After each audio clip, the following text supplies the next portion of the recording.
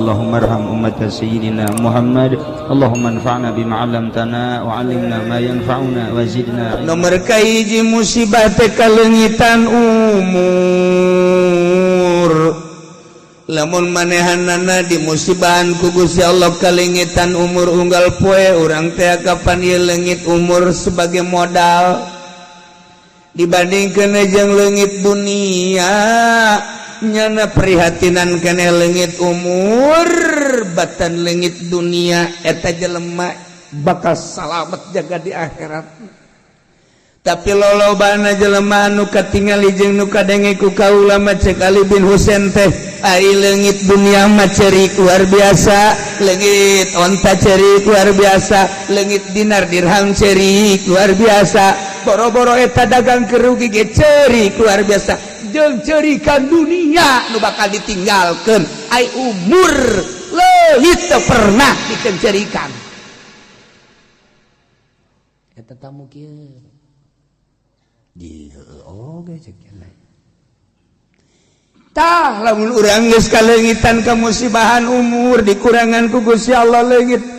Mun urang boga jatah 50 ku ari teh keur geus umur 40 tinggal 10 deui.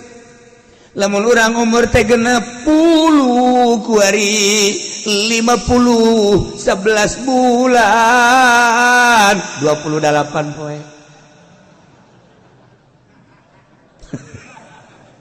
Berarti tinggal 2 poe. Umur leungit. Tapi kurang teu pernah kaleungitan umur teh poe anu lobaan pake ibadah apa lobaan pake maksiat ku aing teh.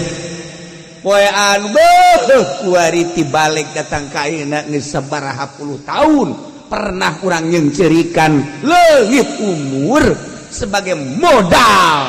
Gusti Allah nalangsa teu pernah kunaon aya leungit senda jepit ceuri. Masya Allah leungit duit mending mung gede 10.000 ge ngadukunkeun aya beakna mapan 2 juta. Eta kan garoblok na jelema, eta garoblok na jelema. Eta kan Masya Allah cek MZ teh mata makan jelema teh kitu jatuh ketiban tangga. Ih leungit motor naon sih leungit motor beat na eta tahun sabaraha tahun 2000. Allah lu sakiaki itu. Oh ya kan ayo waduh kukula geus dikakiaikeun terus ka dukun untuk kuari anu geus beak 25 juta kula yang sia goblok apa tolol sih. Leungit motor beak ambo beak 25 juta. Eta ka jelema tolol. Aing mah penasaran doang, sa ieu jelema anu malingna. Hayang jauh doang aing mah pokona mah. Henteu teh dikukumahakeun. Pakula ge loba. Kieu cenah kula leungit motor ieu mah hayang nyaho we jelema mal dikukumahakeun. Mal dikukumahakeun eta hayang nyaho teh naon? Hayang nyaho doang cenah geus nyaho mah pasti dibebek ku sia. Eta ngomongna mal dinaonkeun. Ta eta leungit motor mah, eta leungit sendal mah, eta leungit duit mah. Kainget-ingeteunana terus bae. Malah mah 15 tahun anu silam pernah leungit motor datang ka kuari inget ras hate asana nyongkelit jas. Hate ai hudang merereng jagaan inget ka motor baheula keur meujeuh resep. Ka dunia mah ku cinta-cintana datang ka kagundam-gundamkeun 20 tahun silam 15 tahun silam masih kainget-inget keneh. Tapi umur leungit musibah leungit dunia terus bae ditaliti musibah leungit umur mah tadi pirale cicing beta tamu bener kadua naon teh nu kadua musibah rezeki maksudna musibah rezeki teh kapan geus aya catatanana rezeki urang teh di Lauhil Mahfuz teh poe ieu poe isuk dan selanjutnya datang ka maut ketika geus beak rezeki urang pae lamun aya keneh mari dijemolong ka perkuajen teh gering adag-adagan ge nu jadi masalah musibah dagang musibah usaha lamun manehanana usahana nu penting mah meraih dunia keuntungan sebanyak-banyaknya tidak ada perhitungan halal atau haram kamu si bahan rizki model kos itu tuh pernah tafakuran dijadikan iktibar padahal lamun dagang lamun tani mun usaha manehana make perjalanan nu halal usahana bae diganjar komo hasilna aju dibikeun ka anak pamajikan disodakohkeun disabaraha lipat ti mimiti berangkat dagang ganjaran kemudian hasilna ganjaran kemudian dibikeun ka anak incu ganjaran disodakohkeun ka fakir miskin ganjaran dibangunkeun ka majelis taklim ka masjid ganjaran da teu inget ka dinya lamun halal jadi ganjaran tapi lamun haram disodakohkeun teu jadi ganjaran didar bakal jadi laknat ti Gusti Allah musibah model kos kitu kunaon teu dipikir laporanana ngan sakadar leungit ieu leungit itu kurang ieu kurang itu sugan teh didoakeun orang dicarekan lain carekan urusan anak ieu lain jang sia engke jang tahun 2019 dilema kos kitu tuh tahun 2019 di mana itu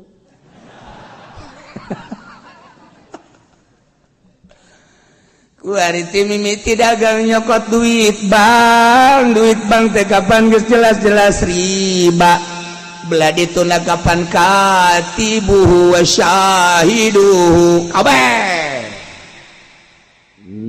juru tulisna saksina pelakuna geus jelas kabeh eta teh neraka kabeh wari mayoritas teu bisa bank anu ternama bank anu keliling disebutna bank naon kana nyarao kabeh tarolol goblok sia dasar pemain bank kabeh meureunan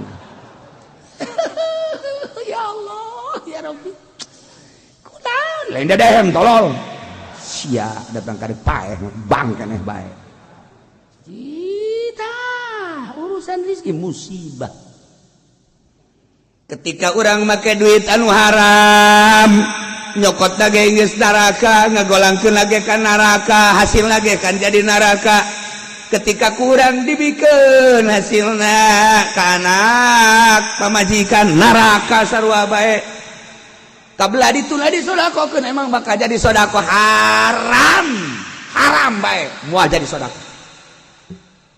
tah musibah eta teu pernah dipikir cek Ali bin Husain aduh cak tamu teh aduh lain aduh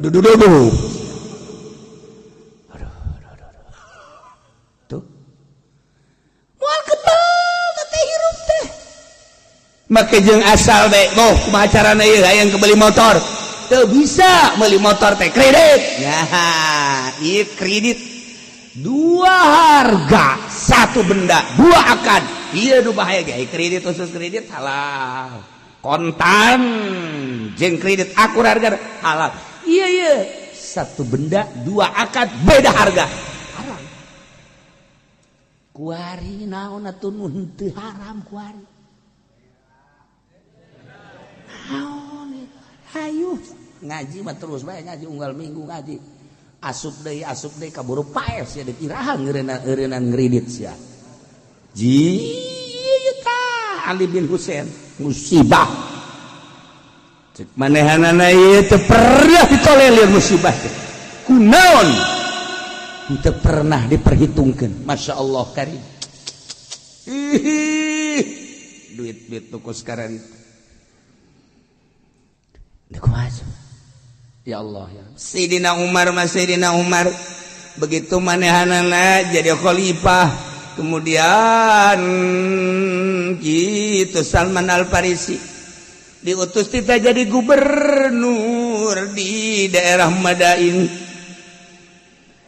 deket ka Iran didinya teh tidinya manehanana jadi gubernur barang diteliti eta luar biasa jujur jeung adilna kejujuran jeung keadilan Salman Al-Farisi teh tandingan cek masyarakat hanjakal mah hiji teu daek ngarobah pakaian dua teu daek ngarobah tempat tilu tidak ngarobah dahar. Padahal mah cek masyarakat terutama bisikan-bisikan di sekeliling pannyana jadi gubernur atuh hiji make pakaian anu layak, dua patempatan jasok kata tamuan ke panti berbagai penjuru daerah, tilu dahareunana atuh. Sina Umar ngadenge kitu cerik Sina Umar. Cerik nyencerikan masyarakat. Asaras ingat cerik. Telila datang Salman Al-Farisi teh diiring ku tokoh-tokoh masyarakat, maksudna dek galaporkeun soal eta tah urusan kenegaraan. Alhamdulillah masyaallah cuman hiji be ieu Salman mah pakaianana eta be jeung eta bangunangan boga dua doang itu diseuseuh eta dipake, mun eta diseuseuh itu dipake, geus disiap-siapkeun ti Baitul Mal nya mambunge. Mereka hiji kedua ieu tempat teu layak jang seorang gubernur. Tilu tempat-tempat makanan jeung minuman, opat makanan jeung minumanana eta tah nu dilaporkeun. Cek Sayyidina Umar teh kula teu salah milih gubernur. Feeling kaula, hati kecil kaula teh pas nyeun gubernur model anjeun Salman. Bener anjeun kitu? Leres. Ieu mah deuk ditanya bae alasan anjeun nu mantep teh daek ngarobah kitu bae kumaha? Kieu ya Amirul Mukminin, abdi dibere mandat alhamdulillah. Ku abdi dilaksanakeun sakumaha mestina. Adapun urusan pribadi abdi urusan abdi. Abdi boga baju ngan sakikieuna lain teu kabeuli. Teu kudu nyokot ti Baitul Mal insyaallah, tapi abdi teu hayang hiji. Nomor kadua tempat teu kudu nyokot ti Baitul Mal, abdi ge siap jang ngabangun pribadi, jang pribadi abdi, tapi abdi teu. Nomor katilu urusan dahareun. Jarak masyarakat mah dibere pedah tempatna hungkul atuh sapeda tempat naon hubunganna dahareun jeung tempat. Jadahareun bagus ge tempatna jore badahareun bagus tempatna jore jang ngeunah bae. Ayeuna tempatna bagus dahareunna jore aju teu ngeunah bae.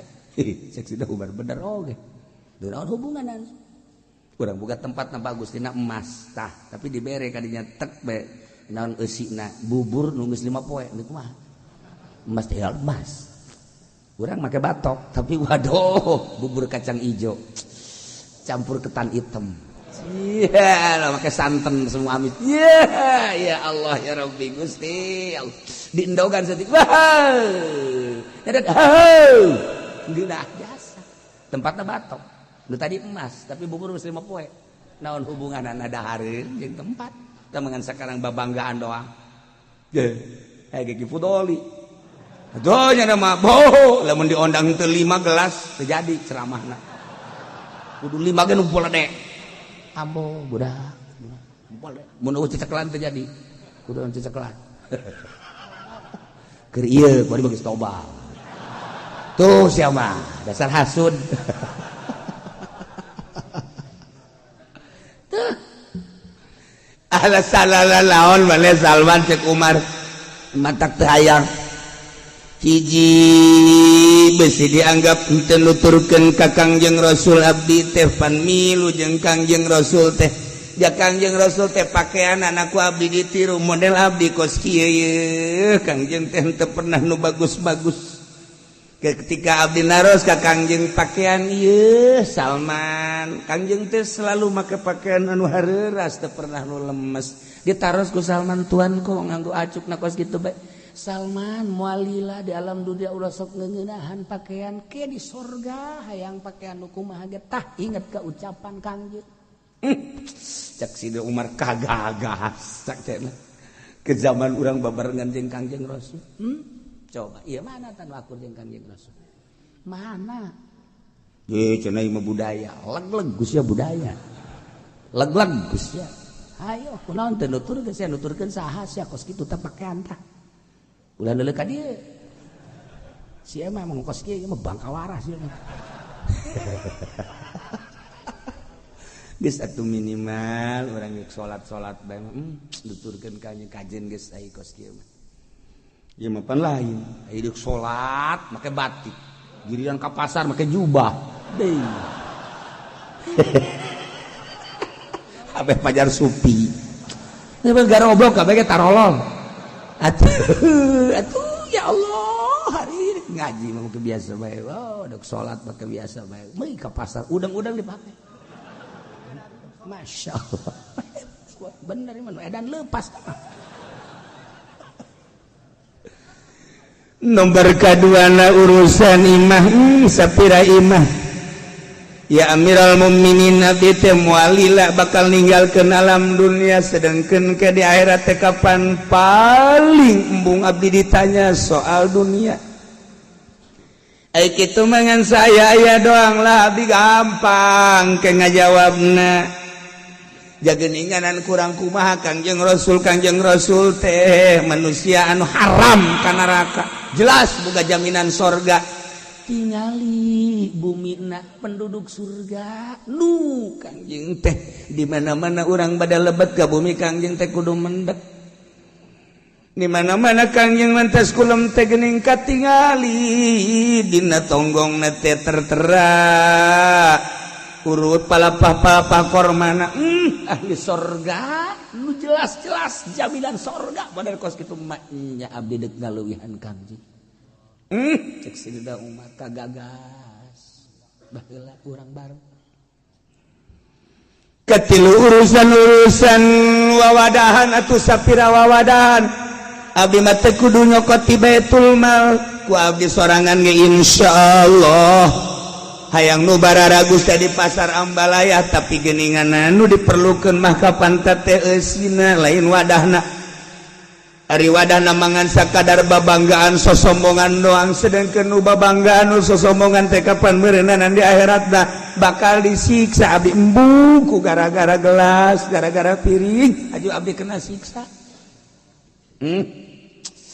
cek Sidina Umar bener-bener kagas tah sakitu tamah abdi dek dilanjut jadi gubernur mangga da urusan pribadi abdi urusan kemasyarakatan sesuai jeung aturan insyaallah abdi ngarti abdi teu ngarti pasti abdi lapor naros ya Amirul Mukminin masyaallah ceurik Sidina Umar jeung eta nu milu ge careuri kabeh ai kos kitu batu lainnya na bae ya urang ge meureun bakal ditanya di akhirat lain Salman bae urusan baju urusan imah bareng Salman anjeun terus jadi gubernur kami bakal nuturkeun anjeun imah kami nu aya dek dibeukeunnan ka fakir miskin kami malah dek saaya-aya bae tuh nasihat ti waliullah maka rasa ka jantung coba kiai nu kuat saudara-saudara marilah kita sama-sama membangun masjid aya nyana nyokot duit masjid tolong lain akan pun sia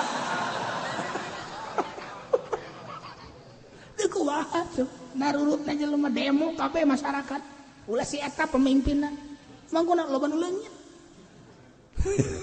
coba ayo nah ieu tah nyaritakeun soal musibah ke di akhir zaman bakal loba musibah anu keuna ka para pemimpin cek Sidina Umar Malikan Aduda raja nu diktator encan ge lepas tina obrolan eta horenganan disatukangeun eta teh para gegeden Madinah teh ngarobrol deui urang boga Amirul Mukminin Umar bin Khattab teh pohara luar biasa ngan ieu urang boga pamimpin khalifah teh bajuna teh eta bae ka masjid eta ka masyarakat eta sarua oleh di samping eta teu layak imah Amirul Mukminin nyaleutik Jakarta tamuan unggal poe di samping eta wawadahanana di luar kelayakan saha cek tokoh-tokoh Madinah nu wani negor Amirul Mukminin supaya layak tampil prima. Nanya kaya san wani kasih nauma setan ge si unu sia juga wani negor teu aing mah boro-boro negor aing mah neuleuna ge teu kuat sia atuh aing ngeritik mah ngeritik bae ngan aing kudu negor mah kasih dina Umar Amirul Mukminin teu embung atuh sagala aya di nyana adil aya di nyana jujur aya di nyana aju gagah aya di nyana ngan eta masalah kelayakan doang ieu embung aing kudu negor mah mana teuing meureun aing dicaci maki tapi kan ieu negara kumaha lamun urang lapor ka Siti Aisyah jeung Siti Hafsah Siti Aisyah eta teh kapan kitu garwa Kangjeng ari Siti Hafsah sami putri Sina Umar garwana keneh sia teh nyaho garwa pamajikan bangun sing harulang naon garwa lah ora sira jangkak sira mah ora weruh garwa ngauleung mah peni naon garwa bikang sia mah bikang Yi dicelongok mah istri hese dibawa ke Bandung teh teu paham tah kan sopan itu kan garwa nah coba orang naros yuk aya 5 tokoh Madinah menghampiri Siti Aisyah sareng Siti Hafsah aya naon permasalahanna cek ummahatil mukminin kami 5an sebagai wakil masyarakat rek lapor naon ngalaporkeun tentang kelayakan Amirul Mukminin oh Abah Abdi cek Siti Hafsah mohon kitu teu adil teh jujur sanes mah sanes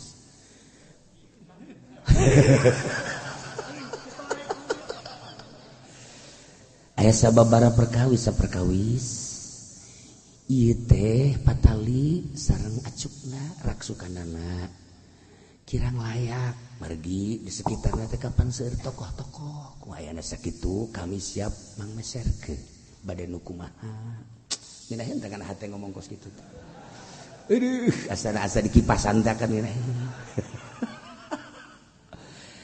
kadua perkawis patali sakeung sareng ieu bumina henteu layak kanggo Amirul Mukminin teh kami siap mangbangunkeun katilu perkawis ieu perkawis wawadahan tah eta teh supados katinggalina saregep we kitu teh insyaallah puyang ngadanya dan lain ngomong teu seubeut ayo urang mah pantes kieu nomor kahiji asana ngeunaheun kana jantung teh seubeut perasaan asal dibawa kos kitu beta urang Tangerang mah teh aja bae sia-sia aing teu bisa diajak lemes teu bisa urang di dieu urang mun gapangi jeung urang Cilongok mah jeung urang Gelam teh di kamarana tuh kan bahasa di Gelam teh di kamarana nah gitu bahasa di kamarana pas gitu tapi lamun pondok di kamarana emang sia lain deui kan tah coba teh ka dieu teh kaputak deukeut di kamarana tuh lain deui tah saeutik tapi lamun di Cilongok bade ka mana tuh percaya siapa ini kurung kunu non gitu karena bahasa sarogol tapi pas di Cilongok ya Allah lah lemesna pohara geus kitu we geus kitu we tau kakawasaan Gusti cik Siti Aisyah bener kira-kira ieu nu bakal lapor saha anjeun batu Hafsah maneh mah pan putrina anakna siap tapi abang mah galak kula mah ngabaturan bae anjeun bae nu laporna ka Siti Aisyah. Aduh, kula teu kuat. Dileletik nyaho jasa ka karakter Abah. Maksudnya teu meunang salah saeutik nu teu akur jeung agama. Atuh geus Abah mah. Mantak disebut lagi Al-Faruq. Mantak lamun imam urang diteudeunana tadi luhur lawangna Umar Al-Faruq, setan moal daekeun asli. Malaikat sieun bareng leup, wow, jok setan. Bareng leup penghuni Haji Pendi. Ini mah temen gua. Atuh setan dia setan, leup penghuni. Ayeuna leuh itu sieun bareng leup penghuni. Yo. Wah. Malah mah aing eleh guyana cak setan. Bisa ya pengangkatan setan dari manusia saja. Oh, keterlaluan jasa setan. Nah, ayo guys urang bareng aja gitu aja. Ayo datang bareng. Gitu bareng. Aya naon cik sina Umar teh? Wahai ummahatil mukminin. Abdi kenging laporan-laporan ti para penggede-penggede Madinah. Soal naon? Hiji soal baju nu dipake ku anjeun teh cenah ieu teh supaya layak bae ieu tokoh-tokoh dek mang meulikeun. Ci, akur jeung maneh Salman.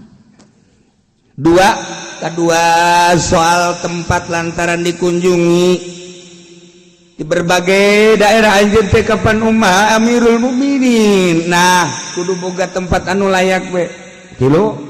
Tilu soal iya pertempatan cih percis amat kumaha cerik di sini Umar Aisyah Hafsah anjeun teh pan pernah babarengan jeung Kangjeng hirup nyileuk ada duaan pan anjeun nu ngaladenan Kangjeng teh pernah teu Kangjeng boga baju na bararagus henteu atuh lamun kaula kusadu mah jadi Amir Mukminin aju pakaian bararagus atuh kumaha engke teh Kangjeng meureun ka di akhirat teh kaula teh meureunanan teu ditarima jadi babaturanana heueuh oge nya makana sapira baju hayang sakumaha sapira pakaian hayang nu kos kumaha gampang tapi nu dipikiran teh akur henteu jeung sok dilakukeun ku Kangjeng akur henteu tah ieu nu dipake kasieun teh nu mantep ketika aya di Indonesia aya seorang kiai jadi khatib make jubah disengsirikeun di Jawa teh kulantaran teu make kitu batik disengsirikeun penggede-penggede teh matak disengsirikeun eta urang makan orang Indonesia lain orang Arab teh mah ke Arab-Araban ngadalil biasa kiai ge ngan kulantaran kiai hartina dilawan salah teh dilawan salah urusanana pan ieu mah urusan nafsu ngaleos teh kiai teh di Indonesia urang make jubah teh pajar Araban pajar hahabiban pajar khokholipahan ini kudu disesuaikan sumutna ya. Sia naon sia Masa disesuaikan sok kayaknya. Sok si sembarangan sia ngomong ke surga hayang. Lain cenah jubah macam teh mah di Arab macam. Oh, ieu ge naon karang-karana di Jidah urang Yaman tukang mawaan barang make jubah. Atuh nu eta tolol. Si mandeuleuna si nu eta. Tawa inget kan ini budak korenganan di dia mah kiai kabeh. Tukang-tukang mawaan tas kiai cenah pan orang-orang Yaman mah pan mereka ieu kabeh. Budak di urang mah kus kitu teh cuma kiai cenah teh orang di dia kiai kabeh. Atunya mah sasalaman lu eta teh. Ini cium tangan. Pahara. Ini eta. Ya, aki-aki baca teu kadang itu kadang dongeng kos itu ini. Ih, masya Allah. Hajupan ngomongnya nakan, horenganan di dia memaca Quran kabeh. Keur digawe ge maca Quran bae kabeh. Itu nyamun eta bahasa da tolol tadi ini nya. Atuh, barang ditanya urang mana tatang Haji Pe dipaingan. atuh sapira pondok nyaho naon. Nah, ieu mah urusanana nuturkeun Kangjeng. Moal Syekh Nawawi nulis di Riyadh, Syekh Nawawi nulis di berbagai tuturkeun Kangjeng. Tah, wahai ummahatil mukminin wal mukminat, Aisyah, Hafsah, maneh kan bareng jeung Kangjeng ngaladenan. Pernah teu hayang kemewahan dunia Kangjeng? Henteu. Pernah henteu di imah tangga aya tempat-tempat anu mewah? Teu aya. Naon cenah? Isin cenah ka Gusti. Atuh Kangjeng bae isin atuh komo kaula.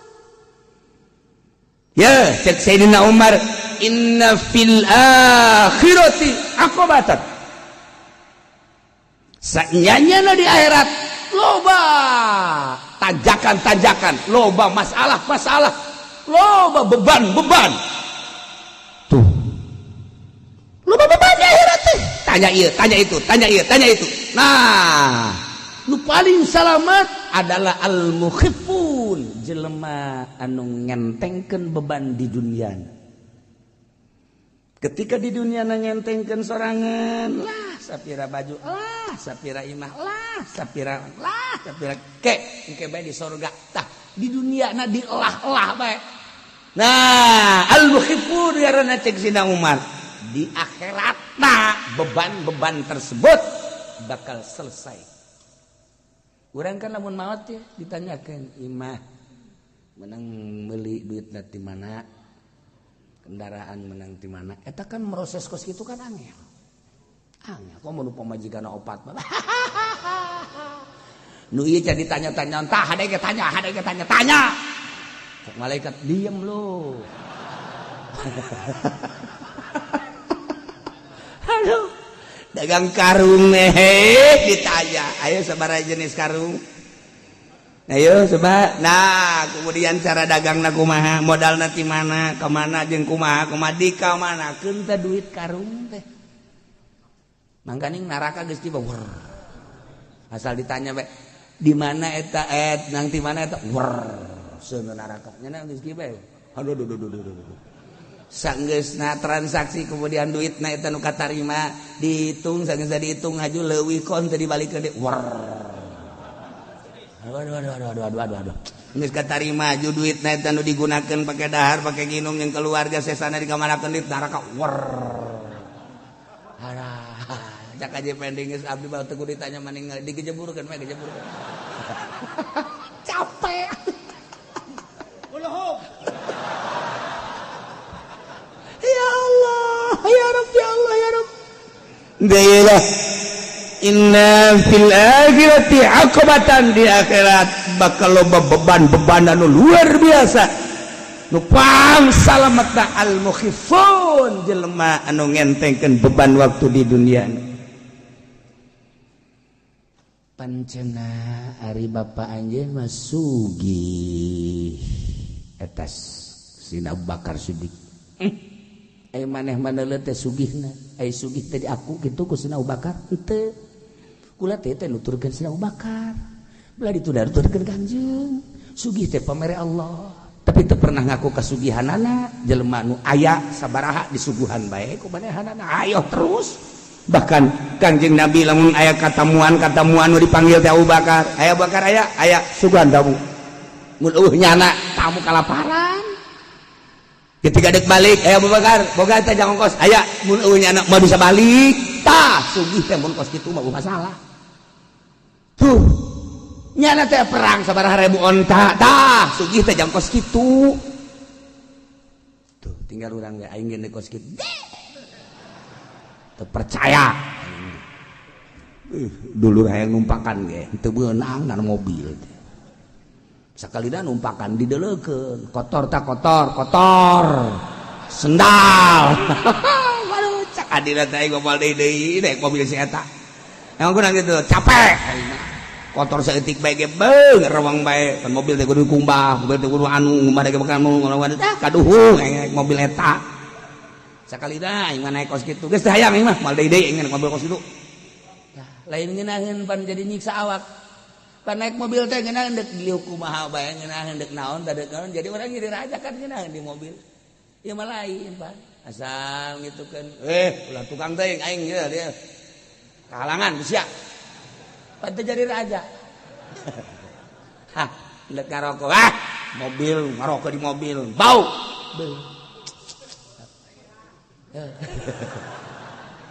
ya dek nyiduh bae sia mah nyiduh bae geus keluar ulah naik mobil ieu ambo sakalina utah tuh kan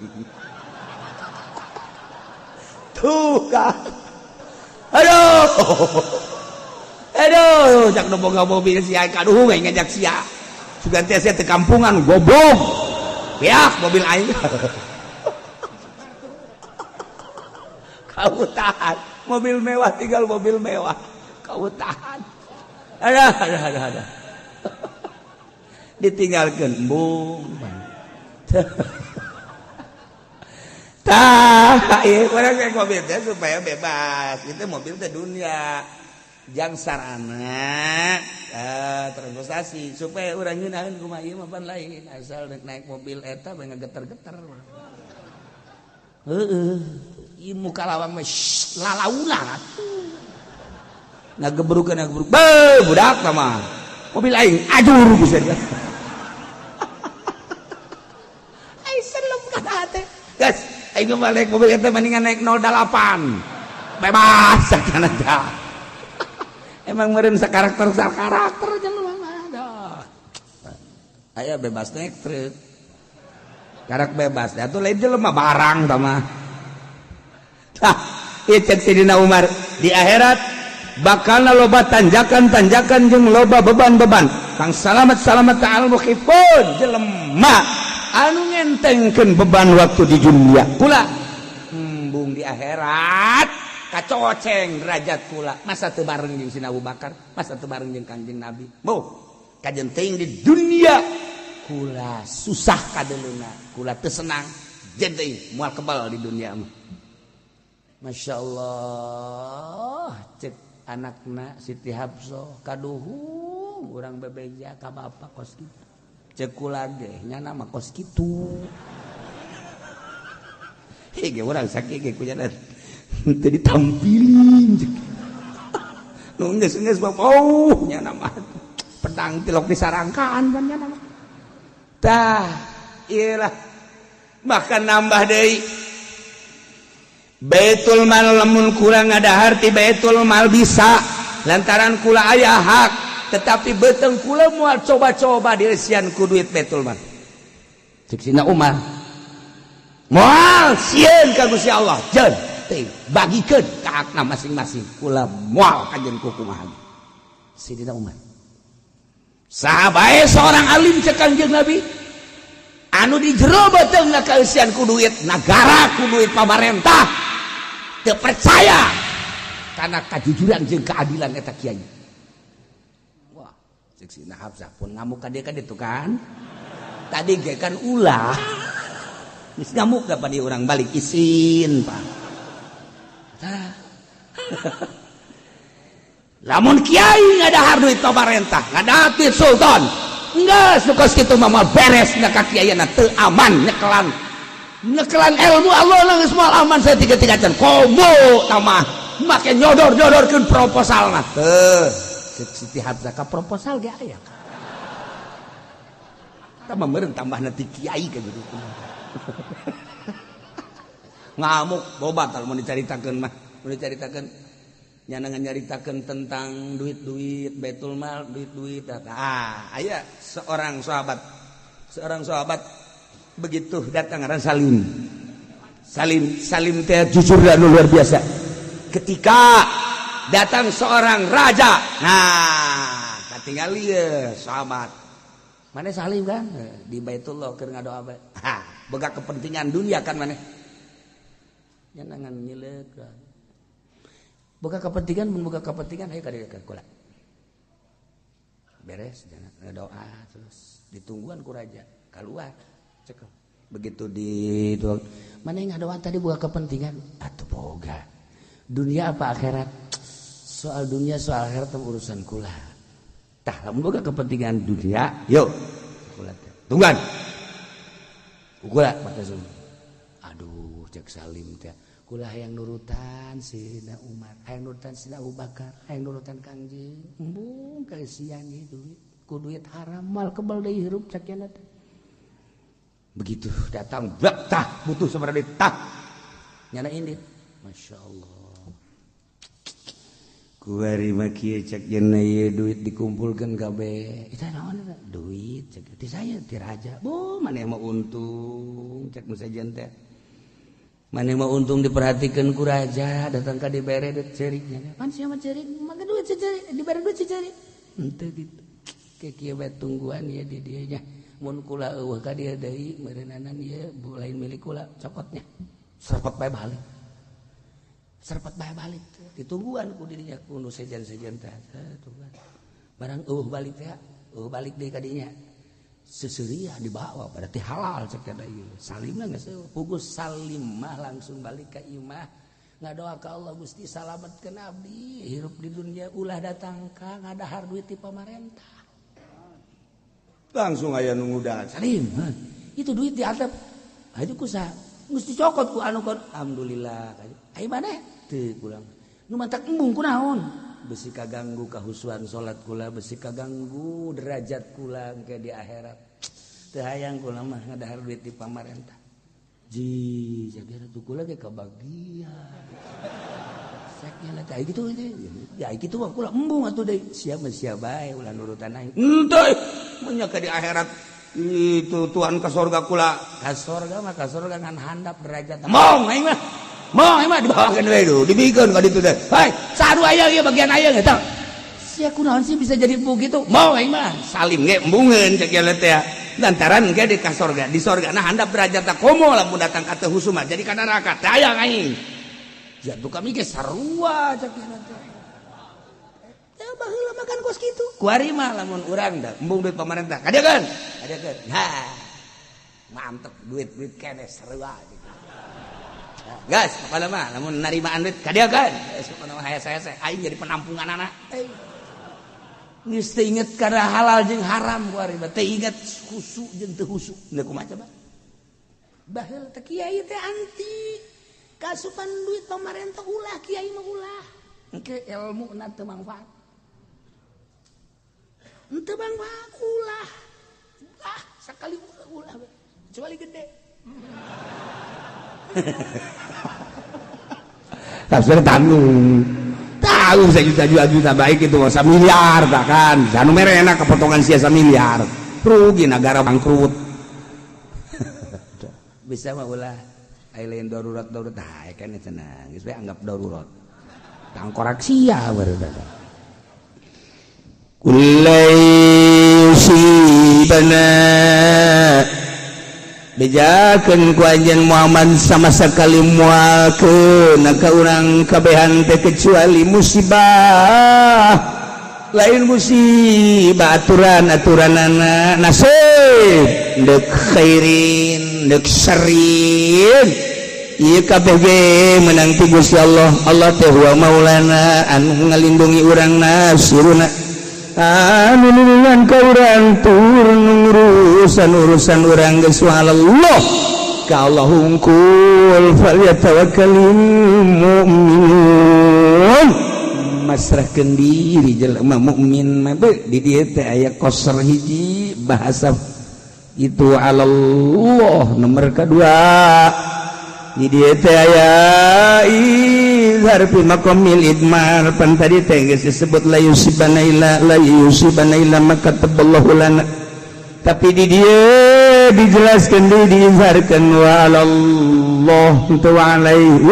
aya rahasia tabarruk istilzad tuluy ka dieuna ya fal yatawakkalul mu'minun tawakal teh tauhid urusan segala nu kaluar ti aturan Allah geus urang masrahkeun sadaya-daya ka Gusti Allah Subhanahu wa ta'ala sebab jelema mukmin mah falyatawakkalul mu'minun mun kurang dibahas soal tawakal mah masih keneh panjang ieu mah musibah-musibah nu tadi jadikeun barometer tur dijadikeun itibar kade leungit dunya mah urang inget bae kunaon leungit umur teh.